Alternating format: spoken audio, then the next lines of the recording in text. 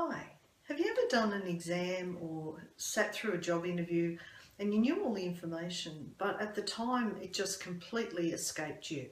And then perhaps once you got out, you actually remembered what it was that you were supposed to remember in the exam or the interview. Hi, my name's Danette Fenton-Menzies, and today I wanted to talk to you about why that happens with our brain. Now, I'm just going to briefly describe the three main parts of our brain and what happens when we get stressed. So right at the back of our brain, sort of where your back of your neck is what is called our brain stem. And in our brain stem, it does all of the automatic functioning. So our breathing, it tells our blood to flow and things like that. So it's the first part of us that's developed in our mother's womb.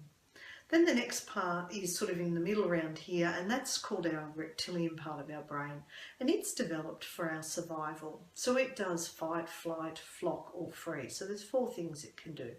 Primarily, but it's designed to look after us and protect us. So if it detects threat, it will fire quite rapidly. At the front of our brain, just up here, is what we call our neocortex, and that's where we do all of our thinking and our logic sits, and also our creativity. Now, what we know about our brain is that it comprises 2% of our body, but it uses 20% of our energy, and that's measured through our blood flow. So when things are going quite nicely and we're not feeling stressed, the blood flows evenly between those three areas of our brain.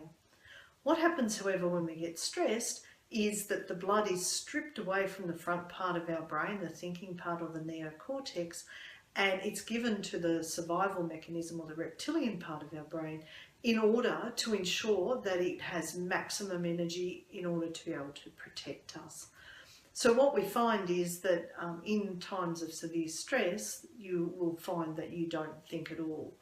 For example, if there was a brown snake, which is a deadly snake here in Australia, down on the floor, you wouldn't have me talking to you. I'd have bolted out the back door very, very quickly and probably be halfway up the yard before I realised that there was a brown snake right next to me.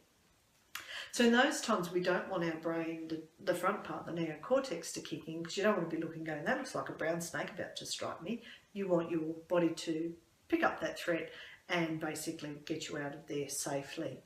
So what we see is when people go into exam conditions, when they go into job interviews, when they do public speaking, if they are nervous, they will breathe deeply. And what will happen is the blood flow will be stripped away from the neocortex and put into the survival mechanism. And it makes it then difficult for a person to recall information till they relax.